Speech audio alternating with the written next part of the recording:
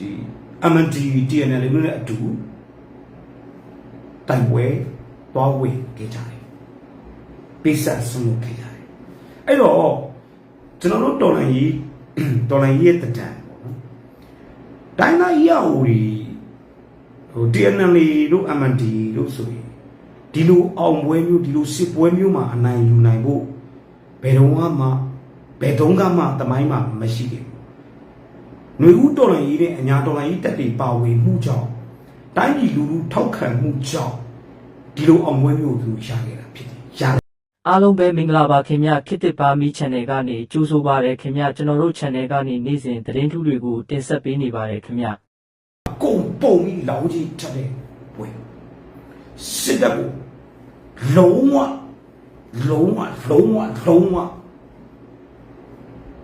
အမြင့်ဖြတ်မယ်ဆိုတဲ့စိတ်နဲ့ထွက်တဲ့ပွဲအဲ့တော့ဒီယုံကြည်ချက်ကိုကျွန်တော်တို့လုံးဝဆွန့်လို့မရNUG ကောင်းရင်ကောင်းမယ်မတ်ကြီးပြာကခွေးမွေးနေပွဲလုပ်ကြည့်လုပ်မယ်ပကဖားတွေကမရင်းကြည့်ရင်ကြည့်မယ်ပကဖားတွေလူပါဝရင်ဝမယ်အနာဂတ်သမိုင်းမှာသူတို့စိုက်ပျိုးတာသူတို့ပြန်ကြည့်သိရမှာပဲကျွန်တော်တို့ကတော့ကျွန်တော်တို့တော်လှန်ရေးခမားတို့တော်လှန်ရေးကိုပေါ့ငါတို့တွေတစ်ချက်ကလေးမှရှုံမားတန်တရားဖြစ်လို့မရဘူးဆိုတော့ပြောလို့ပါတယ်ဘာကြောင့်လဲဆိုတော့ဒီတပွဲမှာမလုံနိုင်ရင်ဒီတက်ခမားတက်ကျွန်တော်တက်ခမားသားသမီးမြင်းမြစ်အကုန်လုံးစစ်တပ်ရဲ့ကျွန်းတပေါင်းဘဝကိုကျင်းတည်ရောက်ရှိသွားမှာဖြစ်ပါတယ်အဲ့တော့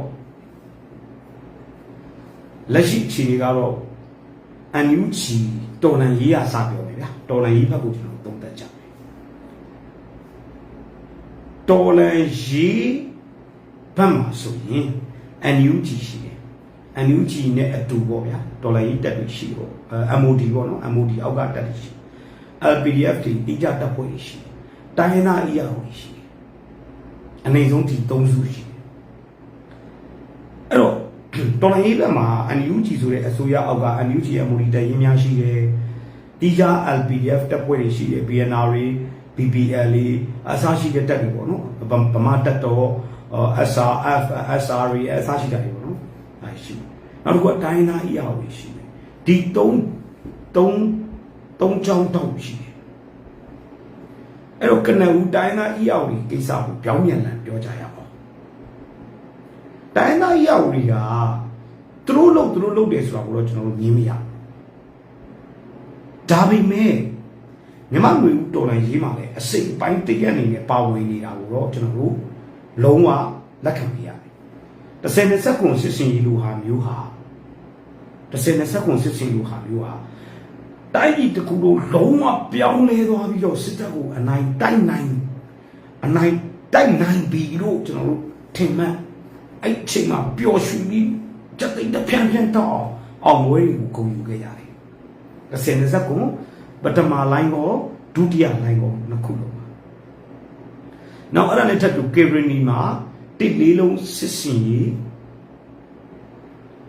ရိုက်ကိုဒီတက်သိမ်းနိုင်တယ်နော်ဟုတ်ပြီနော်တခြားတက်တွေကတော့ NUG ကတော့4-3တောင်မလုံနိုင်ဘူးခရာတွတ်ပြီးတော့အသင့်ပြင်တော့မអော်ခဲ့ဘူးဒါပေမဲ့အဲ့အညာတက်တွေကတော့ NUG ရဲ့ညှိနှိုင်းမှုလားဘာလားတော့မသိဘူးအညာတက်တွေကတော့ရန်ခဲ့သူတို့လည်းစူးစမ်းကြတယ်ဟုတ်တယ်နော်အဲ့တော့တိုင်းသား EAO တွေနဲ့ຫນွေဦးတော်လှန်ရေးနဲ့ဟာအပြန်အလှန်အကျိုးပြုနေတာကိုကျွန်တော်တွေ့ရတယ်မတင်ဘူးနံပါတ်2 LPDF တွေကြောင့်သွားရအောင် LPDF တွေတိကျတပ်ဖွဲ့တွေပေါ့ဗျာမဘိုးနဂါတို့စောင်းခါတို့ကျွန်တော်တို့ဇေယျလိုရီတို့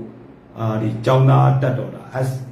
SCF လားကျောင်းသားတက်တော်တို့ဗမာတက်တော်တို့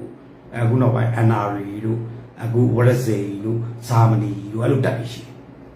အတိကျတက်တယ်အမျိုးကြီးအောက်ကမဟုတ်တော့တိကျတက်တော်တက်ဖွဲ့များတိကျတပ်ဖွဲ့တွေနဲ့တိုင်းသား EAO တွေနဲ့ပေါင်းဆက်လုပ်ကိုင်တဲ့အထဲမှာအာရခတက်တော် A နဲ့အတူပေါင်းဆက်လုပ်နေတဲ့ဒီ PRE မကွေးလို့အရှိုချင်းနော်ဒီတက်တွေ တပ်ပေါင်း20 30နီးပါးရှိအခုတက်ပြီးတော့ SRE ဆိုပြီးတော့တပ်ပေါင်းစုတစ်ခုရှိတယ်နောက်တစ်ခုထပ်ပြီးတော့ SRE ရလည်းမပါဘူးဒီတီးခြားနေတဲ့တပ်တွေရှိတယ်ဆိုတော့ဒီတပ်ဖွဲ့တွေကလက်တလုံးမှာဘာဖြစ်နေလဲဆိုတော့အဓိက BNR ကိစ္စဆိုရင်အန်ယူဂျီအမ်ဒီအောက်ကပါကဖားတွေနေပြဿနာတွေပါကဖားတွေကပြဿနာလောက်ခံရတော့တွေ့ရတယ်နံပါတ်1နံပါတ်2ဟိုဒီနေ့က SRF လာကျောင်းသားတက်နေပါကဖားတွေနဲ့ပြဿနာတက်တာတွေ့ရတယ်အရှိမပါကဖားတွေကဒီပဲခူးတိုင်းကဘာဖြစ်တယ်ညာဖြစ်တယ်သူတို့မသိမသွားနေလို့မလာနေလို့ဒေါ်လာကြီးကိုလက်ဝက်ကြီးအုပ်တယ်လို့ဒေါ်လာကြီးကိုသူတို့ကပဲပါမစ်ထုတ်ပေးရမလို့ဒေါ်လာကြီးကိုမောင်ပိုင်စီးကျင်တယ်လို့ဒေါ်လာကြီးကိုလက်ဝက်ကြီးအုပ်ချင်တယ်လို့ဒေါ်လာကြီးမှာသူတို့ကပဲတရားဝင်တယ်လို့ဆိုတဲ့အခြေအနေမျိုးတွေကိုတီးခြားတက်တွေ PDF တွေဘုံနဂါအပေါဝင်တက်အများစုကခံရတယ်ပြဿနာမျိုးစုံချတော့ခဲ့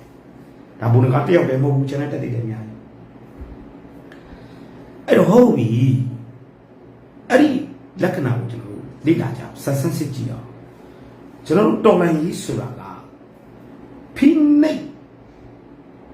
သူဖိနှိပ်ခံရသူဒီနှစ်ခုပဲရှိတယ်ဖိနှိပ်ခံရသူနဲ့ဖိနှိပ်သူဖိနှိပ်ခံရသူကဖိနှိပ်ခံရလို့မခံနိုင်တဲ့အစုံတော်လှန်ရေးကိုဆင်နွှဲတယ်ဖိနှိပ်သူဆိုတာကအစိုးရစစ်တပ်ရဲတရားရုံးအစားရှိတာအဲ့တော့ဖိနှိပ်သူနဲ့ဖိနှိပ်ခံရသူနှစ်ခုမှာတော်လှန်ရေးသမားမှန်ရင်ဖိနှိပ်ခံရသူဘက်ကရှက်တရားဖိနှိပ်သူဖြစ်ပြီဆိုတာနဲ့ငါအင်အားကြီးတယ်ငါဘာဖြစ်တယ်ငါညာဖြစ်တယ်ဆိုပြီးတော့ကိုကအခြားသူတယောက်အခြားတစ်ပွက်တစ်ခုကိုဖိနှိပ်တယ်မတရားလုပ်တယ်အနိုင်ကျင့်တယ်ဆိုတာနဲ့အဲ့တော်လှန်ရေးလုံးဝမဟုတ်ရှိပြည်နံအဲ့ဒါပဲအဲ့တော့တော်လှန်ရေးမှာဖိနှိပ်သူနဲ့ဖိနှိပ်ခံရသူနောက်တဲ့စံနှုန်းတစ်ခုကအမှန်တရားနဲ့တရားမျှတမထုတ်ပြန်ပြီးဘူးနော်အဲ့တော့လက်ရှိ9နှစ်တာကာလမှာ NUG ကို2020 20 23လောက်ထိယုံကြည်ခဲ့တဲ့ပြည်သူတွေမယုံကြည်တော့နံပါတ်1တီးခြားတပ်ဖွဲ့တွေကြီးမားပေါ်ပေါက်လာတယ် NUG အမှုတွေအောက်ကထွက်သွားတဲ့တရင်တပ်ဖွဲ့တွေအများအပြားရှိတယ်တရင်တပ်ဖွဲ့တွေကနေပြီးတော့ပြန်မလာတော့တဲ့ရဲဘော်တွေထောင်နဲ့ချီဖြစ်လာတယ်နံပါတ်2တိုင်းသား ERO တွေကအေးဆိုရခိုင်တပြည်နယ်လုံးလေးပါရပြီ TNL ဆိုသူဟိုပါခေါ်တယ်ပလောင်သူပြည်နေတာပလောင်ပြည်ရပြီ MNDAA ဆိုသူခရိုင်6မြို့နယ်ရပြီအဲဥပမာမျိုးပေါ့နော်တိုင်းသားကြီးကဗမောမှာကချင်မှာဆိုလဲရပြီကရင်တစ်ခုပဲရက်ကန်ဖြစ်နေတာပေါ့ဗျာဆိုလက်ရှိတော်လိုင်းတစ်စုံလုံးကိုကြည့်မယ်ဆိုရင်တော့တိတာထင်ရှားတဲ့ရလက်တွေအဖြစ်တိုင်းသား ERO တွေခိုင်မာ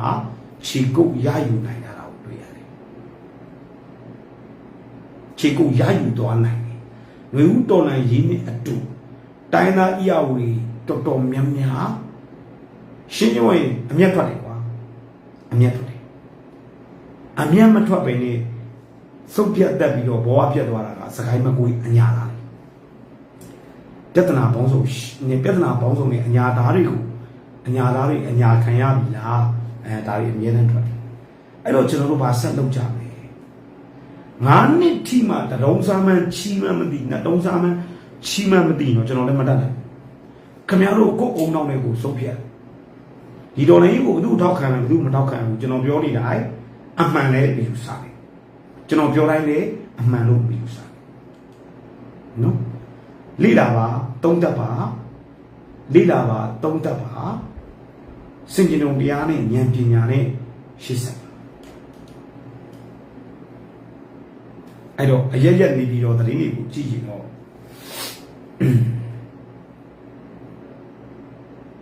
ကဲနောက်ငါနဲ့အကျုံမှာဘာဖြစ်လဲတိုက် ဆက်တိုက်စစ်နိုင်တိုက်ရင်းနဲ့တပ်ပေါင်းစုဖွဲ့ရေး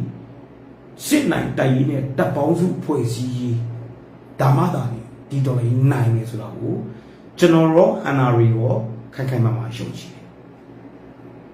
ခိုင်ခိုင်မာမာရှုံချတယ်အဲ့တော့စစ်နိုင်တိုက်ဖို့တပ်ပေါင်းစုဖွဲ့ရမယ်တပ်ပေါင်းစုဖွဲ့နိုင်စစ်နိုင်တိုက်တယ်ဘယ်လိုတပ်ပေါင်းစုဖွဲ့မှာလဲဘယ်သူတွေပါမှာလဲတိုင်းသားအရာကိုများပါဝင်တဲ့တိုင်းသားတပ်ပေါင်းစု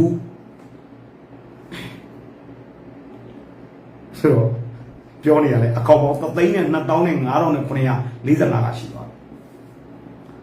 အဲ့တော့ချင်းမှာဟုတ်တယ်ချင်းမှာကောမန့်ရေးတာကျွန်တော်လေချင်းမှာလည်း2မြို့ပဲကျွန်တော်လေတိုင်းသားတွေຫນွေဦးတော်လိုင်းရေးမှာຫນွေဦးတော်လိုင်းရေးရဲ့အကောင်းဆုံးသောအခွင့်အရေးတွေကိုခိုင်မာစုပ်ကိုင်နိုင်တယ်ဒီဘေးရင်ကိုဝိုင်းကူကိုပြောပြပါဦးကိုကြီးညီတို့ဘက်ဂျက်ဖိုက်တာတွေနဲ့ခဏခဏလာပြစ်နေအညာဆက်ပြီးခံရလိမ့်မယ်မိုးကုတ်ကိုပေးလိုက်ပြီးတဲ့နောက်ပိုင်းမှာကျွန်တော်ပြောရင်လည်းဗျာကျွန်တော်ပြောရင်လည်း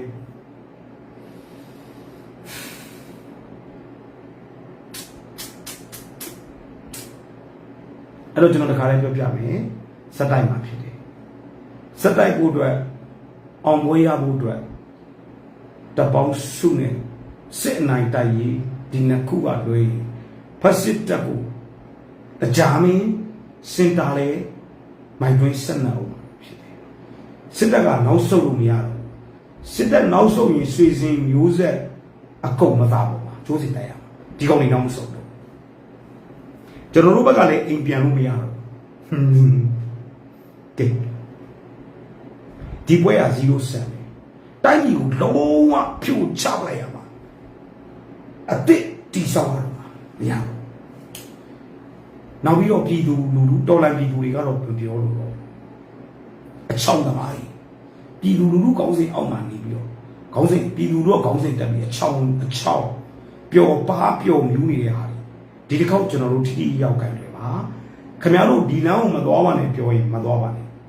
သွားလို့ဖြစ်သွားရင်ပြည်သူတို့ကောင်းစဉ်လာတက်တယ်အချောင်းသမားမလို့တက်တယ်ကျွန်တော်ပြောနေတယ်နော်ရန်ကုန်မန္တလေးနေပြီးတော့အမြန်လမ်းတင်တာဟောနေပြီးတော့တခါလေးပြောရတယ်နော်မြို့ကောင်းဒီငါပြောရတယ်အဲ့တော့ကျွန်တော်စက်တိုက်တယ်စက်တိုက်တဲ့နေရာမှာပြည်သူလူထုကဗာပြောလေပြည်သူလူထုကဘယ်လိုခေါ်လဲဟိုတော်လိုင်းကြီးကိုတချို့ဆိုရင်ပင်မနေပြီးပေါ့စိတ်ပြတ်တာတော့ဘာလို့ရှိရောခင်ဗျားတို့ရောင်းလို့အောက်စိတ်ကိုဝင်လို့မရဘူးလုံးဝဒီတပွဲမှာတော့အယိုးကြည့်ကြည့်အည်ခန်းခန်းဦးဆွေးဆံပြေးကိုတိုက်ရမှာဖြစ်တယ်တချို့ပြည်သူတွေကလူတွေကိုကျွန်တော်ပြောချင်လို့ပါတော်လိုင်းကြီးကိုကြောက်တယ်တဲ့လူကလူလို့ရှင်ဖမ်းမှာဆိုလို့တဲ့ခင်ဗျားတို့မနေ့ကကြားလိုက်တာဖုတ်ဘလော့ကစင်ကယ်မာတော့ကြတော့3,000စပွန်ဆာပေးနိုင်တယ်တော်လိုင်းကြီးကြတော့မလူရဲဘူးဒီလိုပြည်သူအချောင်းသမားတွေကိုတော့ကျွန်တော်တို့ဒီကြောမှာကောင်းတဲ့ထဲတော့မှာမဟုတ် KTV သွားမိမမသိအောင် KTV ကကောင်မနဲ့သွားရောက်ကျွန်တော်တို့ပိတ်ချတဲ့လမ်းတွေမှာများပိတ်ချမယ်ဖြတ်တဲ့နာကိုဖြတ်မယ်ရက်တဲ့နာကိုရက်မယ်ကျွန်တော်တို့ရဲဘော်တွေဒီထဲမှာကြည်နေတဲ့ရဲဘော်တွေပါခဲ့တယ်ပေါ့လူခွေတွေခွေးခွေတွေခဏဖယ်ထားလိုက်ပါစစ်မနိုင်ရင်ငါတို့ဘာမှလုပ်လို့မရဘူးအစိုးရလည်းလုပ်လို့မရဘူးမင်းတို့ပကဖလည်းလုပ်လို့မရဘူးဘာမှလုပ်လို့မရဘူးအဲ့တော့ဒါပေမဲ့အခွေရေးသမားတွေကလိန်ကချစ်တွေကလီကဝါတွေတော်လန်ကလီကဝါတွေအတွက်လည်းတော့စစ်တိုက်မပေးချင်ဘူးဆိုတာကိုလည်းနားလည်နော်အဲ့ဒီခါကျတော့ကျွန်တော်တို့အနေနဲ့ဆက်ပြီးနံပါတ်1ရှင်းတန်အောင်နေပါရန်သူကကျွန်တော်တို့ကိုသိစေချင်နေတယ်ရဲဘော်အကုန်လုံးတော်လန်ရေးနဲ့ပတ်သက်ဆက်ချက်တော့တော်လန်ရေးရဲဘော်မျိုးပြအားလုံးနံပါတ်1ရှင်းတန်အောင်နေပါရှင်းတန်ရန်သူကကျွန်တော်တို့ကိုသိစေချင်နေတာဗျာ ကျွန်တော်တို့အသက်ရှင်အောင်နေရမယ်နံပါတ်1တော်လိုင်းကြီးကိုတော်လိုင်းကြီးနဲ့တူအောင်စစ်ကိုစင်းနဲ့တူအောင်ပြက်ပြက်တာတာကန်တွေရမယ်ဒီသူတို့အချောင်သမားတို့သူတို့ကိုယ်တို့ငါတို့ကိုနံပါတ်3တပေါင်းစုနဲ့စစ်အနိုင်တိုက်ရလွယ်ကျွန်တော်ဘာမှမရှိဘူးဒီတပွဲမှာစိတ်ပြတ်တာတွေယုံမားတန်တရားဖြစ်တာတွေပုဂ္ဂိုလ်တူချင်းအဖွဲ့အစည်းတစ်ခုချင်းကိုစိတ်ပြတ်လို့ရတယ်လူမြတ်ကျော်ကိုလည်းစိတ်ပြတ်လို့ရတယ်တော်လိုင်းကြီးကိုလုံးဝစိတ်ပြတ်လို့မရဘူးဘာကြောင့်လဲဒီတပွဲမှာမနိုင်ရင်ဆွေစဉ်မျိုးဆက်ကျွန်တော်တို့စစ်ကြုံဖြစ်နေတယ်ဒါပါပဲနော်မင်းအောင်နိုင်မသိသေးဘူးလားဆိုမင်းအောင်နိုင်မသိသေးဘူးလားလားမင်းအဲ့တော့ညီကုန်းကျုံနေတဲ့ဝမ်းသာစရာသတင်းစကားနဲ့ညီကုန်းချုပ်နေတရုတ်နိုင်ငံမှာပေကျင်းကိုစစ်တပ်ကဝိုင်းထားလိုက်ပါပြီ highway နဲ့အကုန်လုံးပိတ်ချလိုက်ပါပြီရှီကျစ်ဖင်အစိုးရပြုတ်ကြမလားတရုတ်ပြည်တွင်းစစ်ဖြစ်မလားတရုတ်ပြည်မကြခင်ဝစ်လေတော့မှာဖြစ်ပါတယ်အားလုံးကိုဒီညတော့ဒီလောက်နဲ့နှုတ်ဆက်ပါတယ်ကျေးဇူးတင်ပါတယ်တော်လန်9နှစ်ပြည့်အမှတ်တရစကားအချက်3ချက်ကတက်ရှင်အောင်နေတိုင်းမှာအချောင်သမားတွေကိုငဲတော့တပ်ပေါင်းစုနဲ့စစ်နိုင်တိုက်ရေးကိုဆက်လုပ်လေခိုင်ခိုင်မာမာဆက်ရက်တည်ရှင်းအားလုံးကိုကျေးဇူးတင်ပါတယ်